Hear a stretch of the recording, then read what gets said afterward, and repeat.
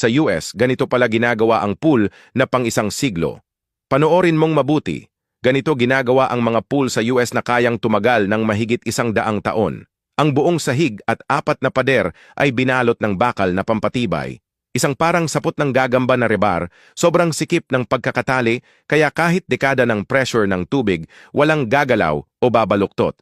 At imbes na basta ibuhos ang semento gaya ng driveway, binobomba ito gamit ang sobrang lakas na pressure.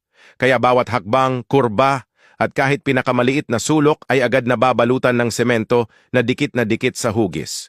Habang hindi pa tuluyang tumitigas ang halo, manumanong hinuhubog at pinapakinis ng mga worker ang mga pader para makuha ang perpektong kurba ng swimming pool. Pero structural layer pa lang iyon. Susunod ang waterproofing. Hindi isang pahid lang at tapos na. Ilang makakapal na layer ang nilalagay hanggang parang may suot ng armor ang mga pader. Pagkatapos saka lang lalagyan ng itsura, makintab na finish, mati na surface, mosaic tiles, kung ano man ang gusto ng may-ari.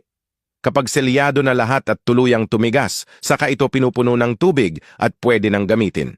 Dahil hindi lang ito dekorasyon sa likod bahay, isa itong konkretong gusali na literal na nakabaon sa lupa. Kayang labanan ang lindol, kalawang, at tuloy-tuloy na pressure ng tubig at hindi basta nabibitak o umuumbok. Sa tingin mo, tatagal ba ng ganyan katagal ang pool ninyo o pang ilang taon lang talaga?